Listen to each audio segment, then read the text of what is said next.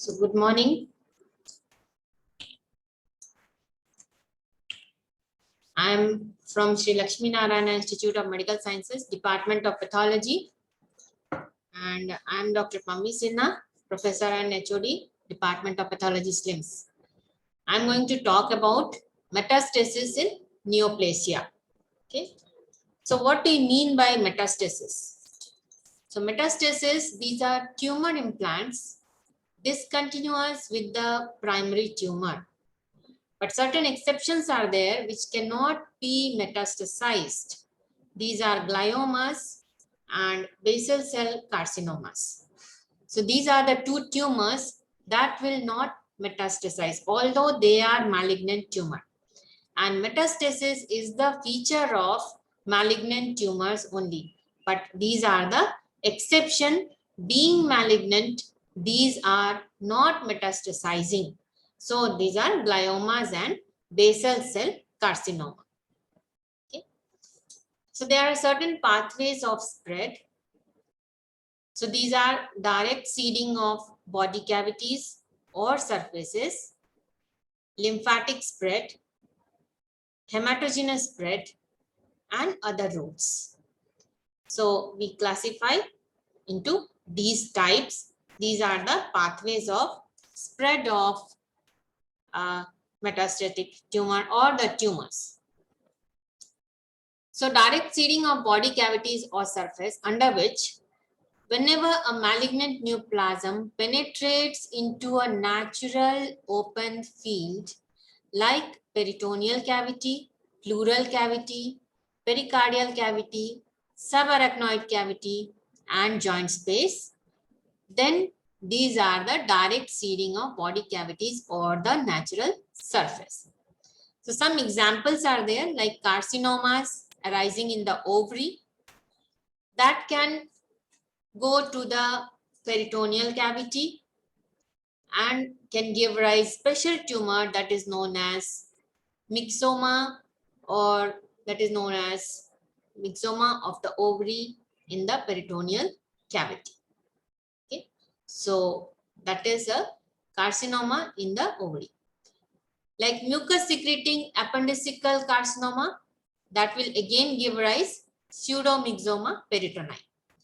So this pseudomyxoma peritonei is the secondary tumor, what we call, and the primary tumor is either in ovary or in appendix carcinoma. So this is the microphotograph. These are the breast tumors. This is the invasive ductal carcinoma of the breast, which is showing tumor cells which are arranged in cords, sheets, and they are invading these are the adipose tissue which are present in the breast. Tumor cells are invading these adipose tissue which are surrounding the breast tumor, and that is why it is known as direct spread to the breast tumor of direct breast tumor. Direct spread, it will go to the adipose tissue in the breast. This is another example of direct seeding. This is the colonic carcinoma or adenocarcinoma of the colon, which is showing glandular structure lined by tumor cells, which is showing pleomorphism, anaplasia, and other features of tumor cells, malignant tumor cells, and that is invading the pericolic adipose tissue. There is no margin related to this tumor because this is malignant tumor, so there is no margin, and it is directly invading the pericolonic adipose tissue. Now we'll come to lymphatic spread. Lymphatic spread is the most common pathway for the initial dissemination of carcinomas. The pattern of lymph node involvement follows the natural routes of lymphatic drainage by lymphatic permeation or emboli. Lymphatic permeation means the tumor cells will grow in the lymphatics and it will go to the lymph node. So it will go in a column-like manner, that is known as lymphatic permeation. Or it can go in the emboli formation. This lymphatic will be invaded by emboli of the tumor cells or tumor cells and host cells combination, that is forming the emboli, and it is going and invading the lymphatic spread and causing the lymphatic spread. And these lymphatic spread is due to natural routes of lymphatic drainage. Like examples are carcinomas of the breast in the upper outer quadrants will go to the axillary lymph node, as these lymph nodes are draining the upper outer quadrants of the breast. Cancers of the inner quadrants will go to the nodes within the chest along the internal mammary arteries. So this is the lymph node that will show the tumor cells, because these lymph nodes are the draining area for the inner quadrant of the breast. Like carcinoma of the lung, that will go to the perihilar or tracheobronchial or mediastinal lymph nodes, because these lymph nodes are the normally draining areas for the lung. So the tumor will follow the natural route of draining area. So it will go to the perihilar or tracheobronchial or mediastinal nodes. There is something called skip metastasis. Skip metastasis, it is because of the venous lymphatic anastomosis, or because inflammation or radiation. Because of that, this has obliterated lymphatic channels and local lymph nodes will be bypassed and it will go to the other lymph nodes. So the draining lymph node, the first draining lymph node will be bypassed. That is known as skip metastasis. Other word is retrograde metastasis. Retrograde metastasis is tumor cell spread against the flowing lymphatics. Example is like carcinoma prostate will go to the supraclavicular lymph node, that is known as Virchow's node. So carcinoma prostate will metastasize to supraclavicular lymph node. Or bronchogenic carcinoma will go to the axillary lymph node. So that is known as retrograde metastasis. So this is the microphotograph. This is the axillary lymph node, and this is the capsule. Beneath the capsule is the tumor cells. So this whole lymph node is replaced by tumor cells of the breast carcinoma.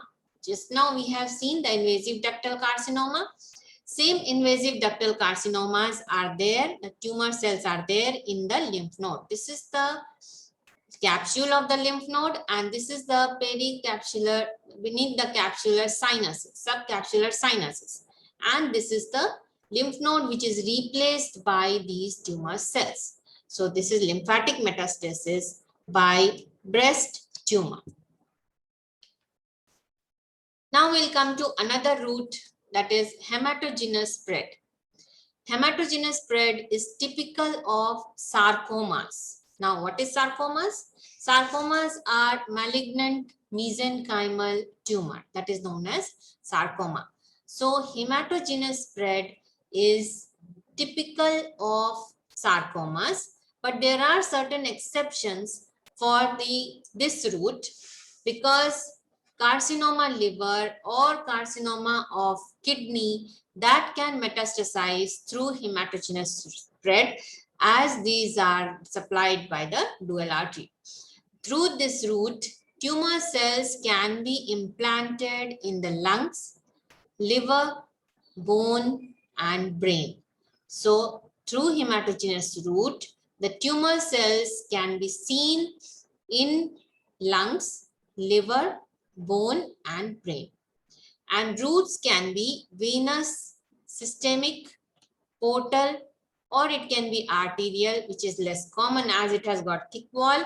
That is why venous will be more common metastatic channel.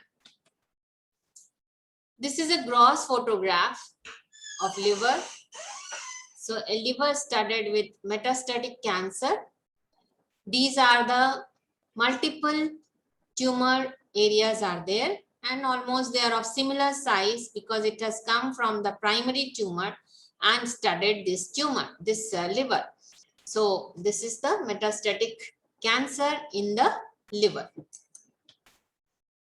This is the microscopic picture of liver metastasis. It is showing a pancreatic adenocarcinoma, which has formed a metastatic nodule in the liver. So this is not the native structure of liver. This is the abnormal structure of in the liver, and this is the adenocarcinoma of the pancreas, which has metastasized into liver. Now we'll come to other routes. Other routes can be transcoelomic spread. As we know that carcinoma stomach or carcinoma breast, from there the tumor cells can drop down through the coelomic cavity or through the peritoneal cavity and go to both the sides of the ovary in females.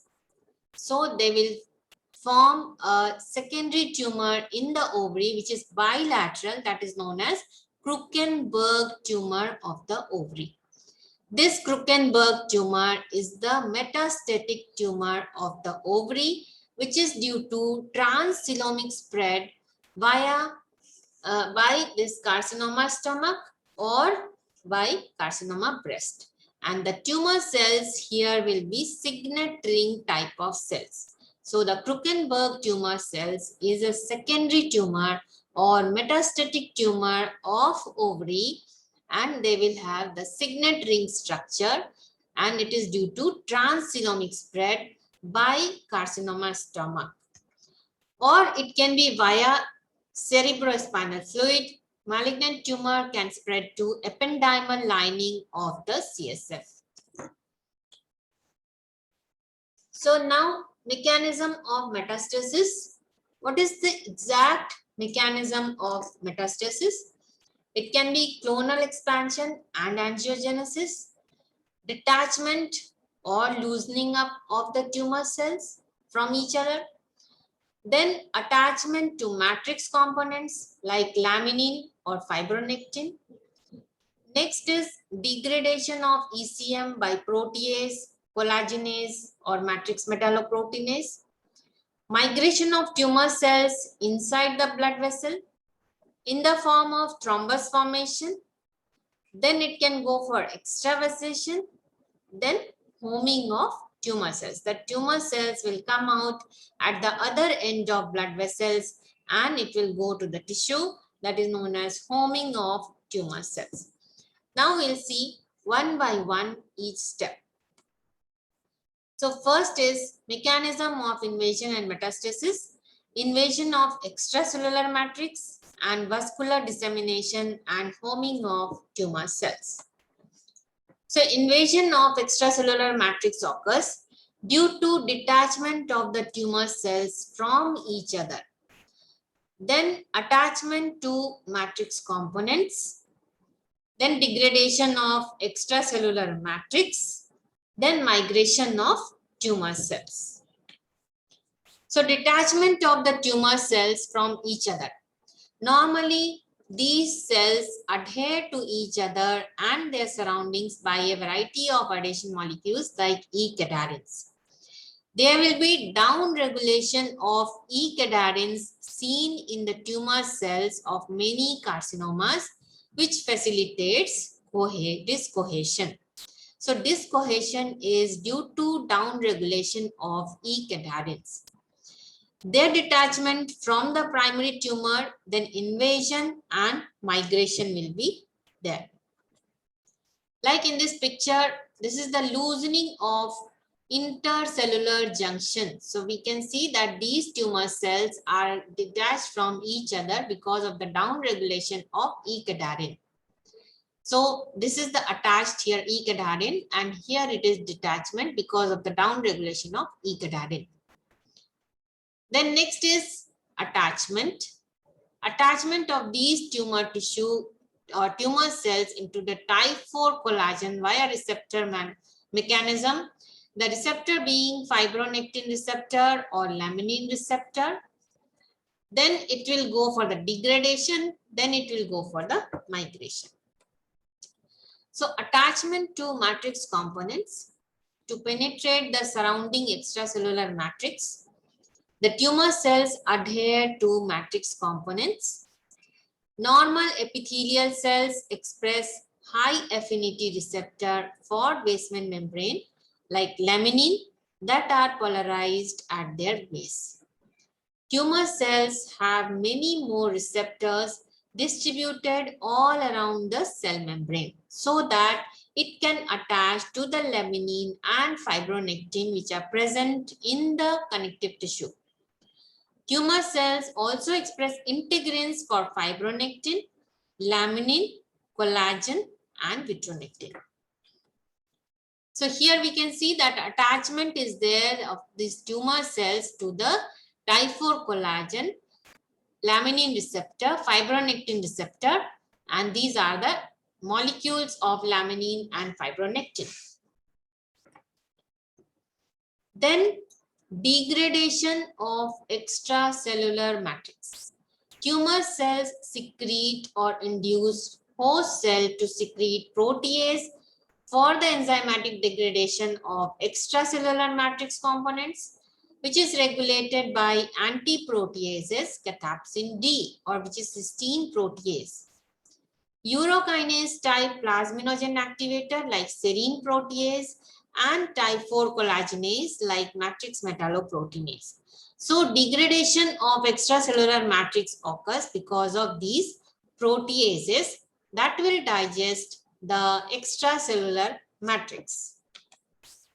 So here we can see degradation is there, type 4 collagen cleavage, and this is the secretion of type 4 collagenase.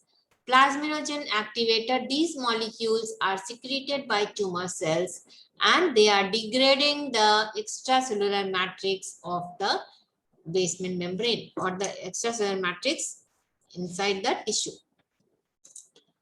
Next is migration of tumor cells. How exactly these tumor cells migrate into the tissue? So migration of tumor cells seems to be mediated by tumor cell derived motility factors, thymosin B15 and hepatocyte growth factor. Cleavage product of extracellular matrix components collagen, laminin and proteoglycans have growth promoting angiogenic and chemotactic activities.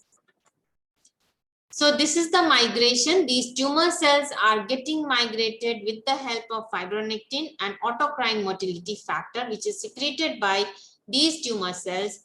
So tissue will be invaded by these migrating cells. Then it will go to the basement membrane of the blood vessel.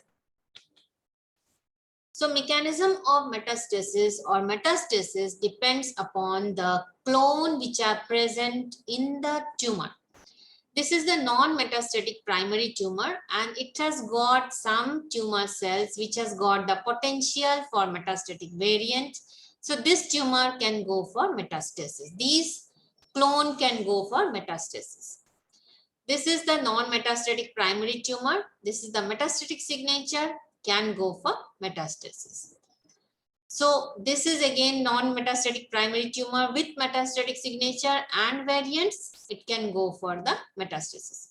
So these tumors, first they will not have metastatic clone. Later these metastatic clone will develop and then it will go for these cells will go for the metastasis or these signature will be there that will go for the metastasis.